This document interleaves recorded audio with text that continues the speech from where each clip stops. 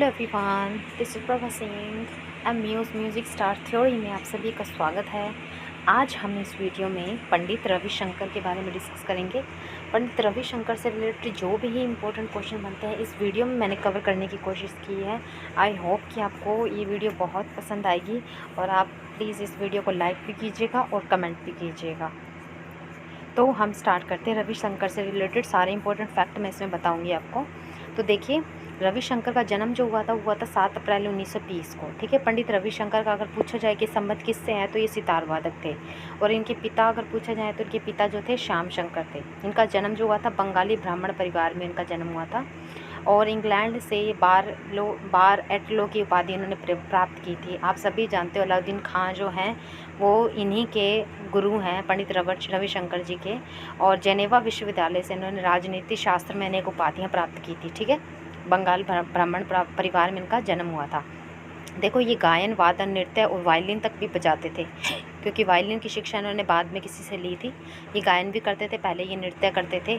गायन भी करते थे और वादन तो ये बाद में करने लगे थे। इनके 3 भाई आते हैं, उदय शंकर, राजेंद्र शंकर और ज्ञानेंद्र शंकर। उदय शंकर आप सभी जानते हो कथक नृत्य के कलाकार हैं, है ना, आप सभी को पता है। अब देखो, रविशंकर के जो पिता थे ना, इन्होंने ध्रुपद की शिक्षा जो थी, वीणा वादक थे कोई मिठाई लाल, उनसे प्राप्त की थी। रविशंकर के पिता ने ध्रुपद की शिक्षा। और राजेंद्र शंकर के पास कुछ वाद्य थे और इन्होंने छोटी सी ऑर्केस्ट्रा पार्टी की थी। राजेंद्र शंकर भी वादन किया करते थे। और उदय शंकर जो थे वो नृत्य में अंतर्राष्ट्रीय ख्याति प्राप्त हैं। रविशंकर जो है ना, उदय शंकर के आग्रह पर, अभी रविशंकर जो थे उदय शंकर के साथ जुगलबंदी क्या करते थे। उदय शंकर के आग्रह पर ये उस्ताद अलाउद्दीन खान नृत्य मंडल के साथ यूरोप भ्रमण पर गए। आप सभी को जानते हो कि रविशंकर जो थे इन्होंने विदेशों में भी बहुत सारे काम किए हैं। विदेशों में भी इनको बहुत सारे अवार्ड्स मिले हैं।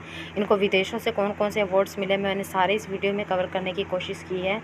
अगर आप किसी भी एग्ज़ाम की तैयारी कर रहे हो तो आप कोई भी कोर्स अगर परचेज़ करना चाहते हो तो कर सकते हो, जिसमें आपको PDF हम खुद अपने हाथों से बनाकर और पुराने पेपर्स जो हैं वो सारे एग्ज़ाम्स के प्रोवाइड करवाते हैं। ठीक है, कोर्स तभी हमने इतना ज़्यादा रखा है कोर्स का पे। ठीक है, तो इसके लिए आप देख लो, अगर जिसको भी कोर्स ज्वाइन करना है वो कर सकता है। नृत्य मंडल के साथ इन्होंने यूरोप भ्रमण पर गए थे ये। ठीक है, रविशंकर के पिता ने ध्रुपद की शिक्षा अगर पूछी जाए किससे ली थी तो मिठाई लाल से ली थी। अब देखो, पंडित रविशंकर को भारत रत्न जो मिला था ना वो 99 में मिला था। ये क्वेश्चन कई बार आ जाता है, सीक्वेंस पूछ लेते हैं, कई बार ये भी पूछ लेते हैं इनमें से किस कलाकार को भारत रत्न नहीं मिला। तो आपको इतना भी याद रखना है कि इनको भारत रत्न मिला था, कब मिला था, सन भी पूछ लेते, सन को मिलाने का पूछ लेते, तो 99 में मिला था।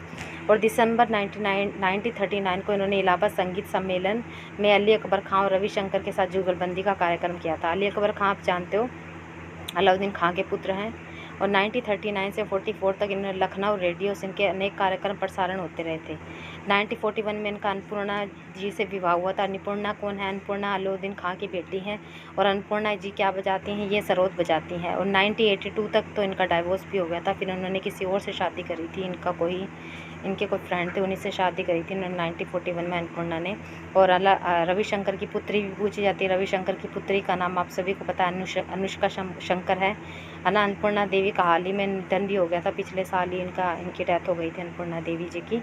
तो अन्नपूर्णा देवी से रिलेटेड भी आपको इंपॉर्टेंट फैक्ट मैं बताऊंगी। अगर आप एग्ज़ाम की तैयारी कर रहे हैं तो आपके एग्ज़ाम में इनसे रिलेटेड इंपॉर्टेंट फैक्ट आ सकते हैं।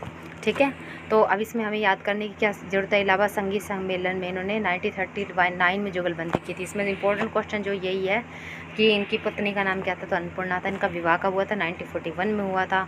और रविशंकर को अवार्ड कब मिला था, भारत रत्न कब मिला था, तो 1999 में मिला था। ठीक है, सारे इंपॉर्टेंट क्वेश्चन मैं इसमें से बताती जा रही हूँ आपको। और इनकी मृत्यु जो हुई थी वो 11 दिसंबर 2012 को हुई थी। कहाँ पर हुई थी? सैन डिएगो अमेरिका में। संयुक्त राज्य अमेरिका में इनकी डेथ हुई थी। 1967 में इनको पद्म भूषण मिला था। ठीक है, और लॉस एंजलिस में इन्होंने पहले किन्नर स्कूल ऑफ म्यूज़िक की स्थापना की थी, बाद में मुंबई में इन्होंने की थी। पहले ये लॉस एंजलिस में की थी और उसके बाद ये वापस आ गए थे मुंबई में। मुंबई आने के बाद इन्होंने बहुत संघर्ष किया था और ये संघर्ष कर करके इतना हार गए थे, ये सोचते थे कि मैं तो ना सुसाइड ही कर लूँ। है ना। तो ऐसा कुछ था। पंडित जी के जीवन पर आधारित राग वर्ष 1977 में न्यूयॉर्क में प्रदर्शित हुआ। इनके जीवन पर आधारित राग, ठीक है। और लॉस एंजलिस में इन्होंने किन्नर स्कूल, लेकिन हमारा मुंबई का पूछा जाता है, लॉस एंजलिस का इतना नहीं पूछा जाता। तो मुंबई का किस सन में हुई थी यह मैं आपको आगे बताऊँगी, ठीक है।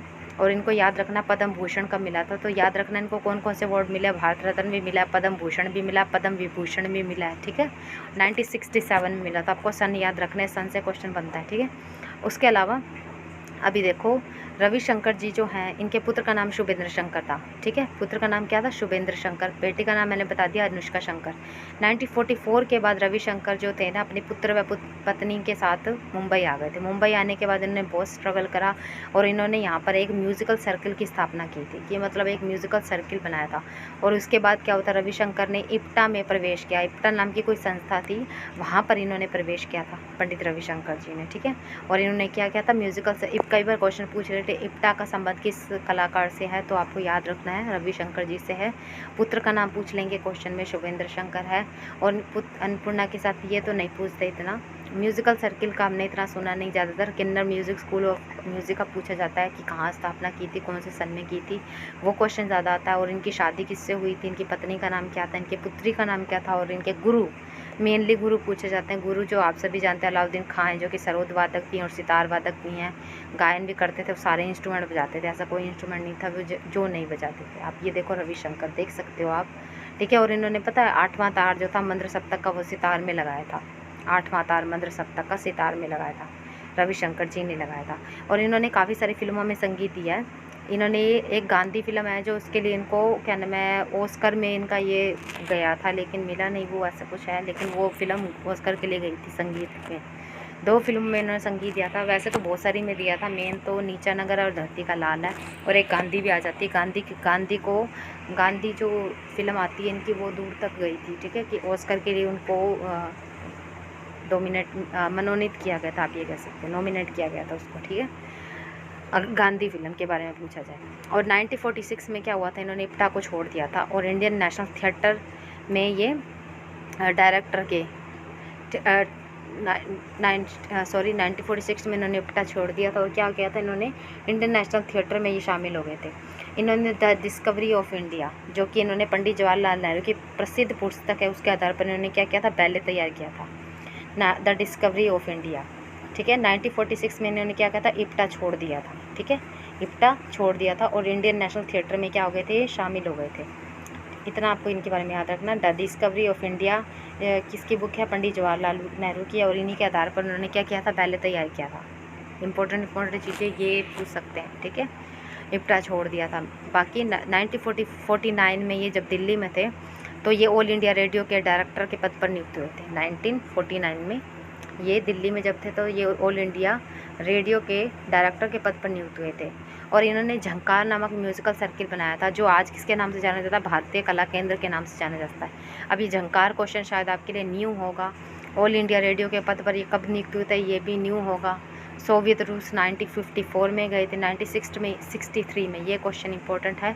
किन्नर स्कूल ऑफ म्यूज़िक की स्थापना कहाँ पे हुई थी, मुंबई में हुई थी। मैंने आपको बताया था लॉस एंजलिस में भी इन्होंने की थी, पहले की थी, लेकिन बाद में इन्होंने किन्नर स्कूल ऑफ म्यूज़िक की स्थापना कब की थी, 1963 में की थी। कहाँ की थी, मुंबई में की थी। ये क्वेश्चन मेन है। और ये आपको नई चीज़ ये याद रखने की, झंकार नामक म्यूज़िकल सर्कल किसने बनाया था, तो आपको याद रखना है रविशंकर जी ने बनाया था। आज इसका नाम क्या है, भारतीय कला केंद्र के नाम से इसको जाना जाता है। किन्नर स्कूल ऑफ म्यूज़िक का सन याद रख लेना और जगह का नाम याद रख लेना। ये पूरी वीडियो देख लोगे, इससे बाहर आपका कोई भी क्वेश्चन नहीं जाएगा, I am definitely sure about it. 1973 में इनको खैरागढ़ विश्वविद्यालय और रविंद्र भारती विश्वविद्यालय से क्या डॉक्टरेट की उपाधि प्राप्त हुई थी। और 1981 में क्या हुआ था, इनको पद्म विभूषण मिला था, है ना। अब ये देखो पद्म, इनको क्या क्या मिला है, पद्मश्री मिला है, मेरे साथ बोलते चलिए आपको याद हो जाएगा। पद्मश्री भी मिला है इनको। 1998 में इनको क्या मिला था, भारत रत्न मिला था। 1981 में इनको क्या मिला, पद्म विभूषण मिला है।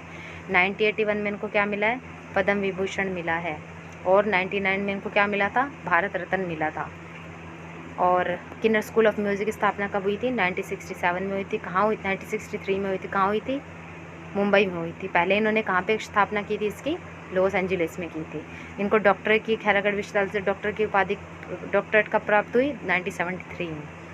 अब देखो इन्हें संगीत में योगदान के लिए spirit of the year award भी मिला था 1982 में इन्होंने एशियाड के लिए सुस्वागतम नाम से संगीत निर्देशन किया था, सुस्वागतम नाम से।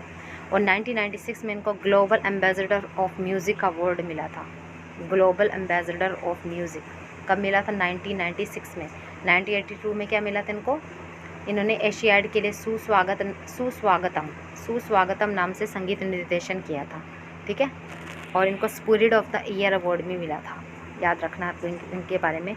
अब भारत रत्न कब मिला था? भारत रत्न कब मिला था? 99 में मिला था। भारत रत्न कब मिला था? 99 में मिला था। पद्म विभूषण कब मिला था? 1981 में मिला था।